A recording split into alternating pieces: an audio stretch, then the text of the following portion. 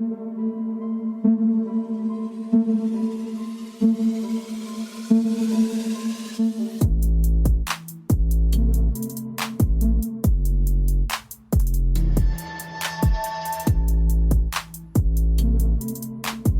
up, everyone?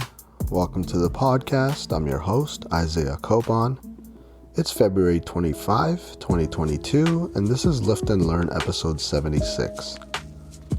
In this episode, I'll be talking about exactly when you should start your cut if you're looking to be shredded for the summer, and why carbs can be super important, so basically why you shouldn't be doing any kind of no-carb diet. Before that, though, I'll talk a bit about what I've been up to lately, and that might include fitness-related topics, and it might not. If you want to follow me, your host, on Instagram, it's isaiah.copan, and you can also check out my website, isaiahcopan.com. The podcast is on Instagram, at Lift and Learn Podcast, on Twitter, at Lift and Learn Pod, and also on Facebook. You can just search Lift and Learn Podcast. With that being said, let's get into it. So this week is the first one in a while that's felt like a pretty normal week. I mean, I still worked pretty long hours, but now that the gym capacity is back to 100%, it's finally been a week where everything went pretty smoothly in terms of my own training, even though I didn't train too often this week, and how my clients are doing.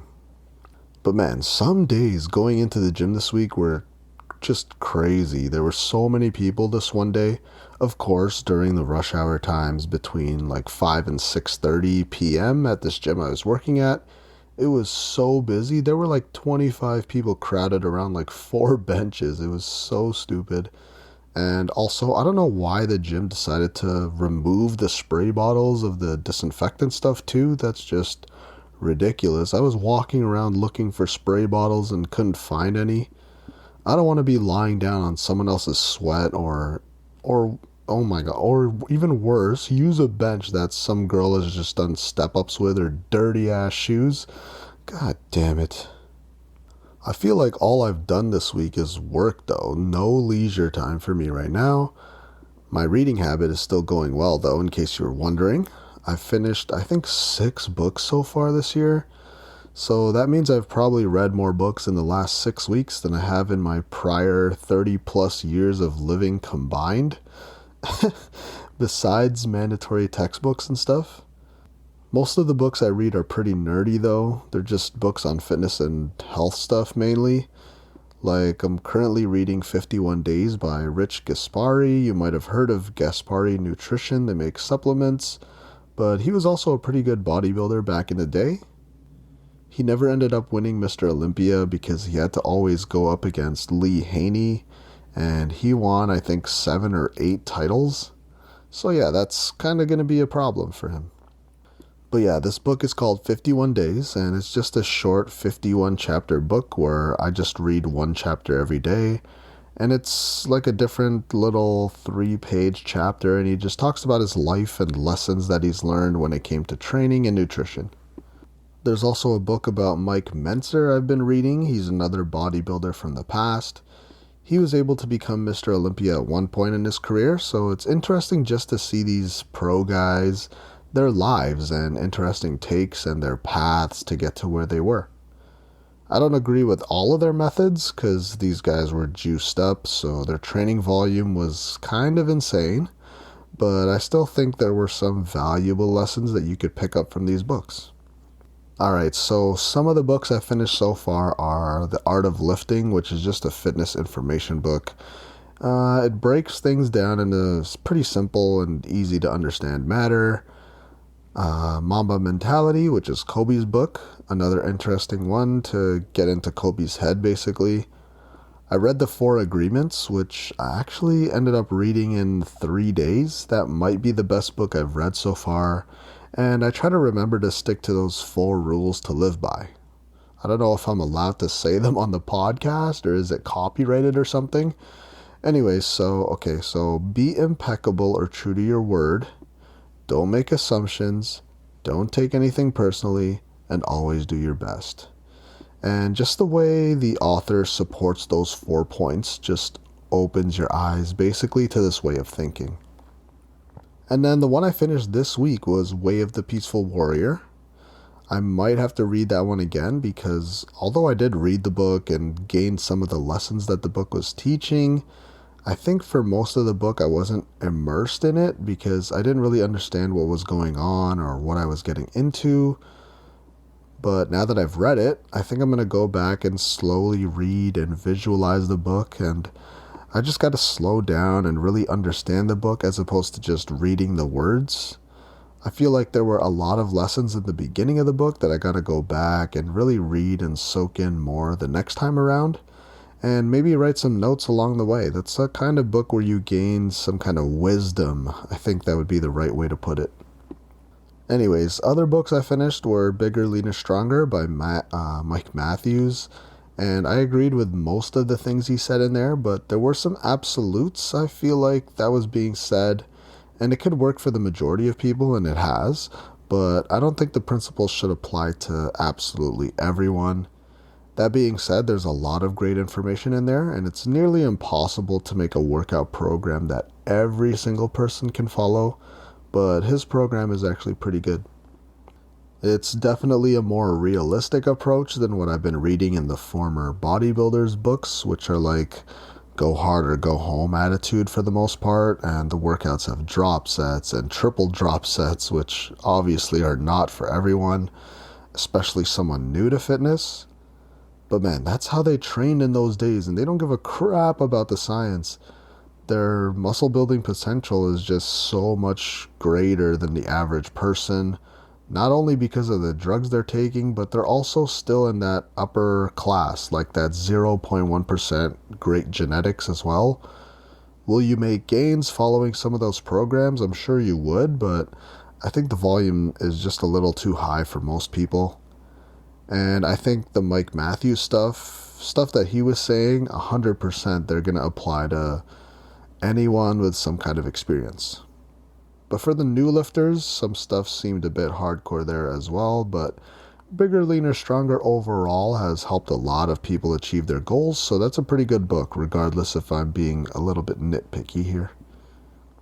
I think I already mentioned I finished Genius Life earlier this year. That was one of the first books I finished. And I'm in the middle of reading Genius Foods as well, also by the same author, Max Lugavere. But that one is another book where I should be taking notes on some of the stuff because it's pretty great information. Anyways, okay, so I hope you didn't fall asleep during that part of the podcast. But yeah, I guess we'll talk about me for a sec. I've been having this pain in my trap or my shoulder area right now. I don't know if I mentioned this last week already, but I've had it for a few days and I've had it pop up in the past as well. It usually goes away after a few days. It hasn't affected my training too much, but it's woken me up a few times this week, which is super weird, and I don't really like that that's happening, but I think it'll be gone in a few days. It just kind of hurts a bit right now if I look to the right. And let's see, okay, so my training, I still like my hypertrophy rep range right now. The weight has been light, but I've been really focusing on mind-to-muscle connection. I'm definitely planning on making some gains here in 2022. After 3 weeks of training, I'm getting in the groove again. Remember that you don't have to lift heavy if you're just looking to build your body and sculpt your physique. It's more about form and control with the weight, as opposed to just focusing on increasing the load on all of your lifts as fast as possible. Trust me, I've been there, done that with the strength progression stuff. Trying to constantly go up 5 pounds every single session in there for months and months. It's not sustainable long term, so just make sure that you're able to control the weight and do the weight with good and perfect form before you really decide to add weight to the bar. If you're adding weights to your lifts too quickly, there could be some degree of form breaking down, which could lead to injury, and that could set you back a few weeks. And honestly, I am super tired of going backwards when it comes to progress, so I'm going to do my best to keep this train rolling forward by listening to my body and doing my best to not get any more serious injuries. And the last thing I got to talk about, Last weekend was NBA All-Star Weekend festivities. I'm not gonna lie, I didn't watch a lot of it because I was already exhausted that day from working. But Saturday night, that was supposed to be the most exciting night of the weekend since you got the skills challenge, the 3-point contest, and of course the best part, which is the dunk contest, usually. Well, the skills challenge was pretty entertaining, I think, and so was the 3-point contest. Karl Anthony Towns, he won that, scoring, I think he got 29 in the championship final, which was just crazy to see some 7-footer shoot like that. He's one of the best offensive 7-footers in the league, that's no question. After that, I fell asleep. I just remember Kat, he was holding up the trophy, and then I woke up the next morning. So I didn't even end up staying awake for the dunk contest. I'm just too old for that. Well, the next morning, I opened up my phone to see what happened during the dunk contest, and I think the general consensus is that it was pretty boring this year. Apparently the dunks, sorry, they were just mediocre, and I saw some of them, and they also missed a lot of dunks, so that kind of sucks, the energy out of the building. But anyways, Obi Toppin won. He had some nice dunks, but nothing groundbreaking. Nothing like Vince Carter or that year where it was Aaron Gordon versus Zach LaVine. That was absolutely nuts. Question 1. When is the best time to cut for the summer? We're slowly approaching the season where most people who partake in exercise, we decide that it's time to cut for the summer. You want to hit the beach, maybe take your shirt off, show everyone the hard work you've been putting in. Time to get those abs, those nice looking arms and chest and legs or whatever. The thing is, most people believe that they only need 1 or 2 months to get to their ideal body fat percentage, or even less time, honestly, or some ideal look that they're trying to achieve, and that's no fault of their own. The news outlets, TV, media, social media, they're always saying that you can lose 10 pounds in a week or 50 pounds in a month and keep it off forever. In some extreme cases, that may be true, especially if you have a lot of water to lose and water to cut out, but in real life, drastic weight losses like that are unhealthy and unsustainable. Unhealthy because losing weight too quickly means you're likely severely undereating, and that means your body could run low on essential nutrients that it needs to survive. Unsustainable because a diet where you're starving yourself isn't going to be easy to stick to, and it's just not smart to do long term. If you're looking to cut around 10 to 15 pounds, a month or 2 could be enough for you, but it would be smarter to give yourself a little bit more time than you think it'll take. This rule applies even if you're looking to cut for a show. Give yourself around 1 to 3 weeks more than how long you think it'll take. That way you'll be ahead of schedule. Because along the way, you never know what could pop up before the tentative date that you're supposed to reach this weight goal or some ideal look. You could go through some sort of injury along the way. Your body could need a little bit of a diet break midway through. And that just happens because after cutting for 3 months straight or however this planned calorie deficit will be, you might find it a little difficult. So this question really depends on exactly what your goal is to be in shape. Maybe that's to see abs or something. That means you have to ask yourself, did you do the necessary building during your bulk phase? Because just starting to do ab exercises when you're about to cut or while cutting, that's only going to maintain the muscle you already have. So it'll be pretty hard to gain new muscle while cutting, but at least if you're working out that muscle still, you're still doing your best to ensure that you won't lose whatever you already have. You'll at least be maintaining the gains you have already if you're working them out. A common goal are abs for the summer, but you have to remember to build them during the bulk phase because that'll give you bigger or more ab muscles, so you'll be able to see them at a higher percent body fat. So maybe next year when you cut, you won't have to get as lean to start seeing the shape of your abs. If you are about to start a cut, you should know that it's a pretty good idea to aim for around 0.5 to 2 pounds per week of weight loss. That's a pretty general approach, but if you have more to lose, maybe more than 250 pounds, then losing 2 pounds per week is actually kind of reasonable. The slower you go, though, the better. That's what I personally think. Being in a calorie deficit where you're losing 2 pounds a week, if you're only 130 pounds to begin with, that's a lot actually, and you might be losing muscle in that process because it's such a high percentage of your lean body mass that you're losing weekly.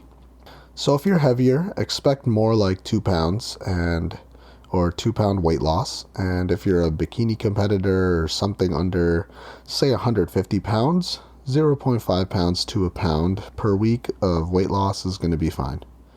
And remember that if you are cutting, you should be trending in that direction. You should be able to look back on weigh-ins that you've been logging, and that graph should be trending in the way you want it to go. Your body weight likely won't go down every single day because your weight will fluctuate due to numerous factors, but it should be trending downwards if you look at weigh-ins by the week or something like that. Towards the end of May, where I live, is where it starts to consistently be in the 20 degrees Celsius mark, which is around 70 degrees Fahrenheit for the American folk. So that's a pretty good time to start enjoying the outdoor weather. Right now, that's about 12 weeks away, so actually, now would be a good time to start if you have like 10 to 20 pounds to lose. Personally, I'm not sure if I'll go through a serious or long cut this year, if I go on one at all. But if you are someone who wants to lean out for the summer, then now would be a pretty good time to start if your seasons kind of line up with where I live. But I think ultimately give yourself around 3 or 4 months to lose a bit of weight. When you first start cutting, you should find it pretty easy, but it'll start to get harder towards the end as you're trying to lose the last bit of weight, or when you're getting down to a body fat percentage that's lower than you're accustomed to or that you've ever been. Those could be tough times. That's why I say to give yourself ample amount of time to reach your goal, because those diet breaks are going to come in handy. I also don't advise that you get down to sub 5 to 7% body fat unless you're a competitor, but even then, that's unhealthy for long periods of time, so just be careful and don't go overboard. And I'm just going to prepare you for some bad news. If you're cutting for the first time, maybe even the first few times you try to lean down, you might not look like what you ideally thought you'd look like, and that's okay, you just gotta learn from that. That's exactly why I started this podcast, because not only have I been a personal trainer for 7 or 8 years now, I'm also someone who's learned from personal experience. I went on a huge bulk, and my first time cutting was not fun. I didn't enjoy it because I wasn't used to the feeling of being hungry sometimes and having to get used to that. Even when I got to my leanest, I thought I'd be out there, shredded six-pack, but that didn't happen. Turns out I didn't have enough muscle underneath all that fat, even though I thought I did. That's another reason why that first dirty bulk never went exactly as planned. A lot of things could go wrong the first time you're doing something, so don't be too hard on yourself if you didn't reach your ideal body weight and body fat percentage, or you don't look the way you thought you would. You learn from it and try to do better the next time. Maybe that means not skipping that session when you're supposed to be hitting calves in the off season. That's fine, you know the feeling now, and you move forward and try something new and approach things differently if certain things don't work. And even to this day, I don't really look like a huge jacked influencer dude, but I've done what I can to be healthy for myself. I'm not really focused on what others are doing or how they're looking right now, because the real battle is just being better than your past self. You gotta beat yourself. That's where the real progress is. Yes, it's good to have ideal body goals or something like that, but obsessively focusing on that isn't the path to go down. So just a few more things, some things to prepare for when you are cutting. Hunger, like I said, you're going to have to get used to it. Being in a calorie deficit could be tough, especially when you're doing it every day for a few weeks or months. Like I said, start cutting a bit earlier than you think because you could find the cut or being in a calorie deficit difficult after a while, so you may have to toss in a diet break somehow, or just a week in between where you're closer to maintenance calories so that your body can get readjusted to start shedding weight again when you start cutting again. That 1 week or a few days off the cut, a little break, could resensitize your body to lose weight a little bit more. You also have to prepare for your strength to go down a little bit. There's a few things that you could do to prevent the amount of muscle loss and strength that could happen. That means switching up the program, maybe focusing on strength or whatever is the opposite of your current training method, and making sure that your protein is still right around your body weight, or even this is actually a time where you could actually eat more grams of protein per pound of body weight in pounds. Protein becomes even more important when you're cutting, so you could even increase your protein intake slightly, and that could mean more weight loss coming from burned body fat as opposed to losing muscle. So I definitely went a bit off topic there since the question was really about when you should start cutting. So I answered this already earlier. Start earlier than you think you should, so if any obstacles get in the way, some unscheduled cheat meals maybe, at least you give yourself some room for errors because they're probably going to happen. The extra time gives you a little safeguard there. Expect or aim to lose 0.5 pounds to 1 pound of body weight per week, maybe even up to 2 if you're a heavier individual. So figure out how many pounds you plan to lose. Maybe it's 40 pounds because you're over 250 pounds, for example. Then it would be reasonable to lose 2 pounds per week for the most part if that's what you want to do. 2 pounds per week would take theoretically 20 weeks.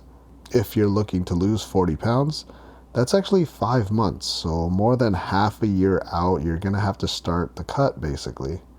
And like I said, give yourself some room in there because you don't want to be in a calorie deficit for 5 or 6 months in a row. That might be the quickest way, but I don't think it's going to be enjoyable. And unless you're a hardcore fitness person, but even then, if it's not enjoyable, you probably won't stick with it. Mix up some diet breaks in there so that it won't be miserable. Question 2. Why eating carbs is so important. There's been a lot of diets over the years. Keto, Atkins, low-fat, vegan, vegetarian, cotton ball, all fruit, carnivore diet, no fat, low carb, and even no carb diets. And the only diet that's going to work is if you plan on sticking with it long term. And even then, it's a lot easier to just take what you're eating right now and adjust those meals, whether that means reducing carbs or increasing protein from there slowly until you're ideally eating in a way that'll improve your health. Take whatever you're doing now and change that a bit. That's more sustainable long term instead of doing a full 180 and doing something you're completely not used to. That being said, should you cut out carbs completely from your diet? No, that's insane. Although eating no carbs, you'll still live a pretty normal life without much problems, as opposed to if you decide to cut out fat completely or cut out protein completely from your diet. That would be a cause for concern.